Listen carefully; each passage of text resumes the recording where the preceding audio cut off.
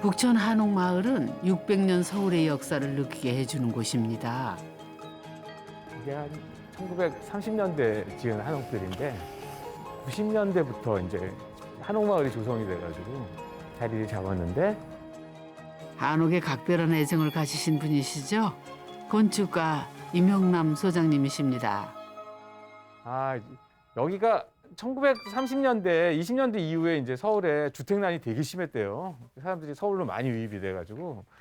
그래서 이제 집들이 많이 필요하니까 필지를 분할을 해서 한옥 주택 사업을 한 거죠. 근데 그분이 되게 유명한 분인데 정세권이라는 분이 계세요. 근데 그분이 이제 그 당시에는 혁신적인 할부금융도 하고 그렇게 해가지고 집을 사람들한테 굉장히 많이 공급을 했대요. 1930년대 정세곤 씨는 작은 규모의 도시 한옥을 대량 공급한 주인공입니다. 일제강점기 조선의 주거 형태를 유지하기 위한 노력이었다죠. 요 집인가? 크지는 않은데 깔끔하게 잘 고쳤다. 이런 거 이제 기둥. 야, 처마선 사이로 보이는 하늘이 정말 그림 같네요. 조용한 골목에 자리 잡고 있는 한옥. 과연 집안은 어떤 모습일까요? 여기가 현관이구나. 진짜 마당이 참 좋네. 집 안으로 들어서자 작은 마당이 눈에 들어옵니다. 마당을 중심으로 디귿자 형태의 집이 자리 잡고 있습니다. 이 집이 이제 전형적으로 우리 그 디귿자형 도시 한옥의 전형이죠. 당시 민가 크기가 12~13평이었어요. 3칸이 기본이었어요. 그래서 부엌 한 칸 있고 안방, 건넌방 있는 뭐 이런 정도가 보통 기본이었고 1930년대 도시 한옥은 10평대 작은 규모가 특징인데요. 안방과 건너방 대청마루 그리고 부엌이 기본이었죠. 어떤 분이 이 집을 고치셨는지 모르겠지만 굉장히 솜씨 있게 그러니까 고제하고 새로 한 것들이 큰 위화감이 안 생길 정도로 깔끔하게 그러니까 처음 지을 때 이 모양이었을 것처럼 잘 맞춰놨어요. 아이고, 안녕하세요. 네, 안녕하세요. 참 뵙겠습니다. 네. 예, 반갑습니다. 네. 이렇게 좋은 집에서 네네. 혼자 사세요? 네. 저희 이 건축 탐구에 네. 그 집 사시는 분 중에서 최연소이신 것 같아요. 아, 그래요? 네. 제가 너무 감사합니다. 동안이라서 그런가? 아, 네. 그다음에 감사합니다. 최장신이시면서 네네. 뭐든지 다 이렇게 최자가 붙는. 아, 네. 감사합니다. 근데 집도 네. 한옥 많이 왔는데 네. 한옥 그 온 중에서 제일 작은 한옥인 것 같아요, 이 집이. 제가 커서 집이 작아 보이나요? 아니, 집 자체가 좀 원래. 임 소장님도 인정한 솜씨 좋게 수리한 한옥. 누가 고쳤을까요? 그러면은 이 집을 직접 하셨어요? 원래 목수세요? 아니요. 목수는 전혀 아니고요. 네. 중요한 공정은 한옥 목수님 목수님이 오시고. 한 분, 그리고 반장님 한 분, 그리고 저. 이렇게 세 분이 하신 거예요? 네, 셋이서 이거를 4개월 동안 누워있던 집을 세우고 많이 누워 있었나요? 한 10도 정도요? 음. 네네. 육안으로 봐서도 누운 게 보이긴 했었어요. 3년 전 한옥의 모습입니다. 철거를 해보니 집 상태는 더 심각했다죠. 저는 제일 처음에 약간 헉 했거든요. 약간 와 이거 잘못 건드렸나? 그런 거 있잖아요. 나무 뼈다구 몇 개를 샀나? 약간 이런 느낌이 들 정도로. 1936년에 지어진 한옥. 오랜 시간 보수를 하지 않아서 나무 골조가 많이 썩은 상태였죠. 그래서 딱 다 철거를 하니까 이제 기둥하고 이제 그 골조만 남았을 거 아니에요? 네, 그렇죠. 그럼 기둥이 그때 한 몇 개 정도 있었나요? 기둥이 18개 있었고요. 18개. 네, 그 중에서 이제 16개를 밑에 나무들을 이제 동발이라고 하는 교체 작업을 했죠. 동발이 교체하고. 네. 기둥은 한옥의 뼈대이기 때문에 썩으면 안정성에 문제가 생기죠. 한옥에서 훼손된 기둥을 보수하는 대표적인 방법이 동발이음인데요. 기둥의 썩은 부분만 잘라내고 그만큼만 새로운 나무로 교체를 하는 것이랍니다. 이제 이렇게 동발이 하면은 예. 이거는 8~90년 이상 된 나무들이고 예. 근데 얘는 얼마 안 되고. 얘는 얼마 안 되고 이러니까 이게 이제 색깔 차이가 너무 심한 예, 거예요. 예. 신재로 했을 예, 그쵸, 경우에. 그쵸. 근데 이제 저는 그게 싫어서 이 밑에 동발이하는 나무조차도 고재를 구해왔어요. 썩은 기둥을 잘라내고 새로운 나무로 교체한 기둥인데요. 고재로 해서 표가 잘 나지를 않습니다. 고재를 꼭 해야 되는 이유가 뭐냐면요. 보통 이제 나무가 얘는 한 80년 됐고 얘는 뭐 한 얼마 안 된 나무로 하면은 네. 얘가 수축 팽창이 달라서 아, 네. 집이 나중에 다 춤을 춰요. 아, 맞아요, 맞아요. 근데 네. 이제 고재를 쓰면은 얘네들이 같은 나이, 거의 비슷한 나이면은 얘네가 수축 팽창이 거의 비슷하기 때문에 맞아요. 집이 이제 이렇게 기우뚱기우뚱 안 하는 거죠. 네, 맞아요. 잘하신 네, 거죠. 네, 네. 저희 목수님도 네. 그래서 이거는 고재로 하는 게 고재를 하는 게 좋다고 좋죠. 예, 네. 계속 구해오라고 하셨죠. 네. 18개 중 무려 16개의 기둥을 부분 교체를 했지만은 이질감은 덜합니다. 오래된 나무, 즉 고재를 사용했기 때문이랍니다. 자, 내부는 어떤 모습일까요? 한 공간이네요, 진짜. 네, 쫙 네. 한 거예요. 이 대문체부터. 네. 야, 15평 작은 한옥인데 내부는 그보다 훨씬 넓어 보입니다. 한 공간으로 만들어 놓으니까 이게 진짜 뭐 무슨 굉장히 큰 집 같아. 저택, 거의 저택의 무슨 15평이면 사실 상당히 좁잖아요. 작죠. 네, 작은 네. 집이죠. 네, 그래서 내부 창호를 어. 두는 게 저는 네, 답답하고 아.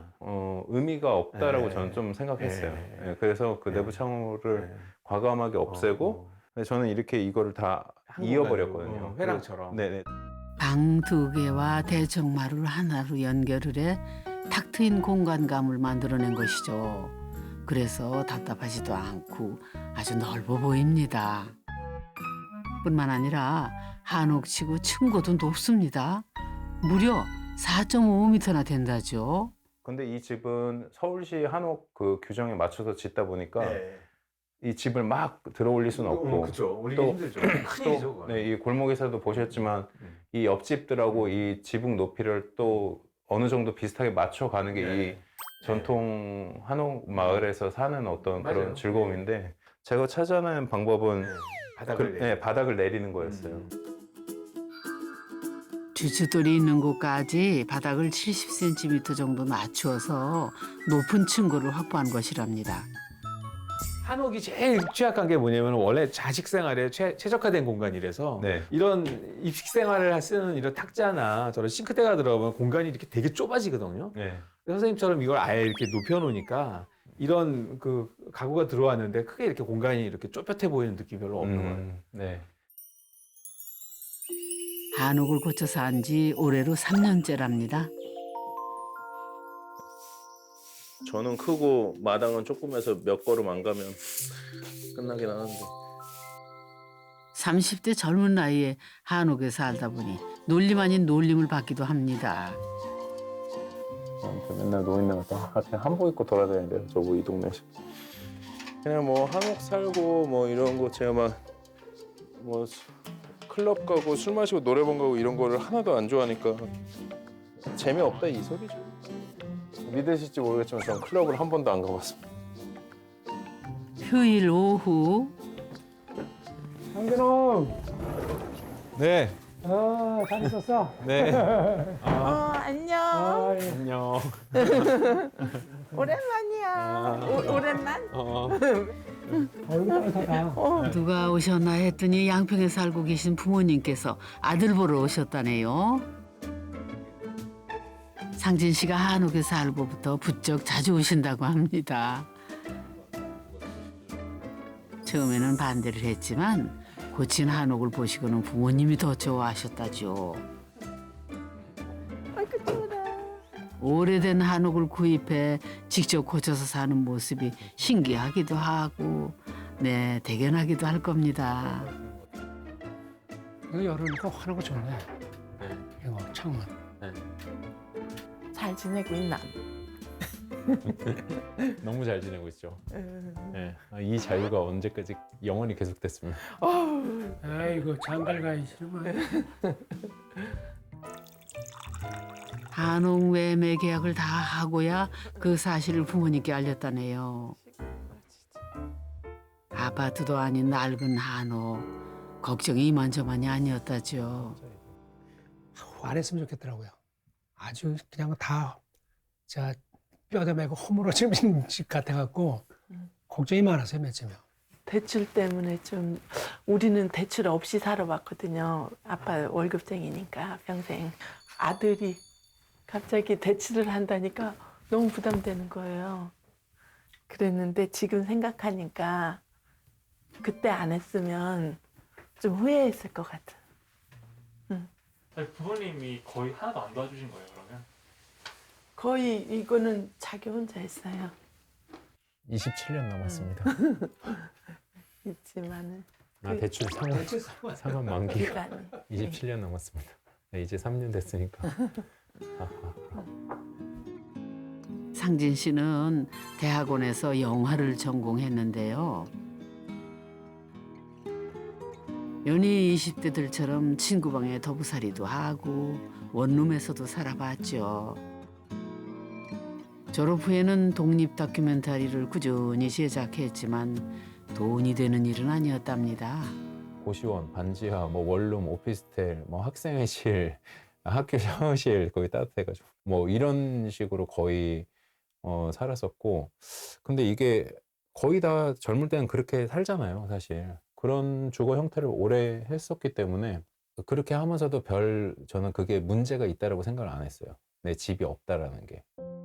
보증금 3천에 월세 200. 반 지하의 스튜디오를 오픈했죠.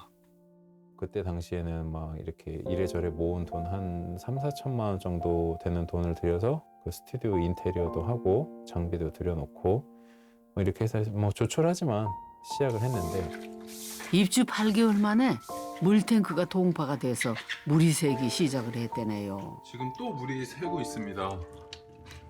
소리 한번 들어보세요. 하지만 건물주는 수리조차 해주지 않았죠. 보증금 3천만 원도 소송 끝에 겨우 돌려받았답니다. 그 건물주분은 네가 지금 나가고 싶으면은 손해배상이나 계약기간 남은 보증금을 소송을 해서 찾아가라. 나한테 말하지 마라. 이렇게 살면 안 되겠다는 생각. 그때 좀 뭐에 얻어맞은 기분이었어요. 그때부터 온갖 일을 하면서 악착같이 돈을 모았답니다. 그리고 월세를 내는 대신에 은행 대출을 선택했습니다. 누가 그러더라고요. 저 같은 사람은 영끌족이라고, 영혼까지 끌어모아서 집을 산다고. 뭐 제가 타고 다니던 한 500만 원짜리 중고차 그것도 팔았거든요. 그것도 팔고 스쿠터도 팔고 뭐 일단 다 파는 거예요. 그래서 정말 영혼까지 끌어모아가지고 산 다음에, 일단 산 다음에 어떻게든 방법은 되겠지. 서울의 작은 아파트 전세금 정도의 비용으로 오래된 한옥을 구입했습니다. 수리 비용은 서울시 한옥 지원금으로 충당을 했다죠. 건축비는 최대한 서울시에서 지원하는 한도 내에서 끝내고 싶었어요. 이 집을 만약에 제가 누군가한테 맡겨서 짓는다라고 하면 한 2억 정도는 들 거예요. 근데 저는 내부 설비까지 다 해가지고 1억 3천에 끝냈거든요.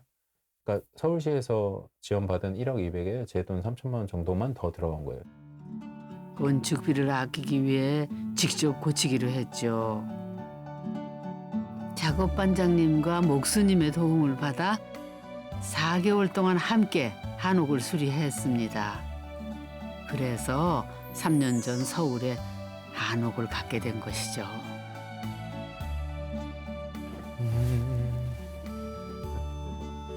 반가운 분이 오셨네요. 집을 잘 고쳐주신 분, 조장래 목수님이시랍니다. 50여 년 한옥을 지어온 분이죠. 4개월여 함께 일하면서 목수님께 한옥에 대한 모든 것을 배웠답니다. 기억나십니까? 이 사진 예술 아니에요? 개인적으로 이게 난가 싶지 않으세요? 사라져가는 한옥 목수 장인의 어떤 그 숭고함. 조장래 목수님은요, 유네스코 문화유산 보존상에 성함이 올라갈 정도로 솜씨가 뛰어난 대목수십니다. 이 보수 쪽에 나보다 젊은 사람이 현재 없어요. 이 주위에서는 아직보다 배울 사람이 없어요. 힘드니까요. 또 그러고 뭐 하루 이틀에 뭐 해도 될 일도 아니고. 지금도 한옥에 대해 목수님께 배워가고 있습니다. 교수님 이거 왜 이거 하나 더 덧대라고 했는지 그거. 등포가 약해서 음. 약하게 보여서요. 네. 하나 장애를 더 댔지. 예, 한 개만 해서만 너무 약하게 보이잖아요. 옹이도 있고 네. 이런 거는 옹이가 있으니까 네. 되게 위험한 거라고. 요 옹이는 물이 잘 뿌려졌어요. 저기는 왜 보고 안 했어요? 저 보는 그때 엄청 돌덩이 같다고 저기는 괜찮아요. 저 나무가 원 나무야. 원 그대로 큰는 나무야. 제재를 안 하고. 큰는 나무 깎아서 한 거고 이거는 두 개는 제재했는 거야. 석가래가 썩어 꽤 많이 교체를 했지만은 별로 표가 나지를 않습니다. 상진 씨가 직접 구해온 고제를 사용했기 때문이죠. 한옥을 고치는 동안 상진 씨는 오래된 나무를 찾아 전국의 고제상을 누볐답니다. 의정부 외곽의 송추. 한옥 철거 후에 나오는 오래된 나무 부재를 판매하는 고제 목재소입니다. 많고 많은 나무들 사이에서 목수도 아닌 상진 씨가 잘 고를 수 있을까요? 근데 이게 너무 얇은데. 석가래를 쓰기에는. 석가래는 굵기가 중요한데요. 지름 12cm 정도는 돼야 한답니다. 짧은 면으로 쟀을 땐 10cm, 넘으면 12cm. 이 정도는 돼야지 이제 위에 올렸을 때 기와 무게, 흙 무게, 한옥의 지붕 무게가 엄청나거든요. 고제 찾으러 일단 경기도권에 있는 데는 한 4군데 정도 거기도 다 가봤고 경북 영주? 경북 영주까지도 한번 가봤습니다. 어우 대단하네. 한옥 공부 제대로 했군요. 근데 여기 이 나무들은 진짜 탐난다. 기둥 부재인데요. 바로 줄자로 재봅니다. 저희 집은 이게 15cm였거든요. 15cm 가격이었고 이게 20cm인데 이렇게 큰 나무, 소나무로 이런 거는 진짜 찾기 힘들거든요. 아이고 상진 씨 전문가 다 됐어요. 그렇게 하나하나 배워가면서 한옥의 매력에 푹 빠져 있는 것 같습니다. 15평 모던 한옥 탐구 계속됩니다. 밖에서 봤을 때는 조그만 집이라고 생각을 했는데 네. 이게 쉽게 얘기해서 오량집이잖아요. 네네. 그렇죠. 이게 도리가 하나, 둘, 셋, 네. 양쪽에 2개에서 5개가 있는데 이 집은 도리가 하나, 둘, 셋, 넷, 5개인 오량집입니다. 보통 도리 숫자는 집의 규모와 비례한답니다. 이 도리들은 이제 지붕에 있는 하중을 받아가지고 이 양쪽에 기둥으로 이제 옮겨주는 얘네들 스테이션 역할을 하는데 이게 저 위에 있는 도리가 몇 개냐에 따라서 3량, 5량, 7량 뭐 이렇게 이렇게 나가거든요. 그러니까 아주 큰 궁궐이나 이런 데는 뭐 한 9량, 7량, 9량 이상 되는 거죠. 근데 보통 여염집에서는 한 3량 정도면 충분히 해결이 돼요. 그냥 동네 목수가 지은 건 아닌 것 같다는 생각이 들더라고요. 저희 목사님도 말씀하시기를 경복궁 근처였기 때문에 궁에서 나온 자재들이나 뭐 궁의 어떤 에서 일했던 목수들이 하지 않았을까. 탁 트인 개방감을 위해 거실과 주방을 일자로 연결을 했고요. 주방은 군더더기 없이 깔끔하게 고쳤네요. 주방 옆으로 또 다른 공간이 연결되는데요. 휴식 공간으로 활용하고 있죠. 그 위에 침실이 있습니다. 원래 있는 다락을 그대로 살렸다는군요. 이 층고가 낮아 보이는데 키가 큰 상진 씨에게 이거 괜찮을까요? 아늑하네요. 네. 앉으세요. 예, 여기. 딱 이렇게 딱 주무시기 딱 좋을 정도로. 네네. 침실의 작은 창으로 보이는 담도 운치 있죠. 이 집이 이제 한옥이 제일 큰 문제는 단열이 네. 취약한 거잖아요. 옛날에 네, 지은 네. 한옥들이 벽 자체도 얇고 보강은 어떻게 하셨어요? 일단은 저는 경실 우레탄 폼 예. 시공을 해서 네. 집 전체를 다 이렇게 단열을 아예 네, 단열을 했고요. 단열 성능이 뛰어난 경질 우레탄을 사용해 따뜻한 한옥으로 고쳤답니다. 이제 한옥은 지붕으로 네. 열이 많이 뺏긴다고 네. 하더라고요. 모든 네. 건축물이. 네. 그래서 이 지붕 단열을 한 20cm 이상씩 단열을 하고 벽체도 마찬가지고. 상향식 보일러까지 설치해 특별히 단열에 신경을 썼다는군요.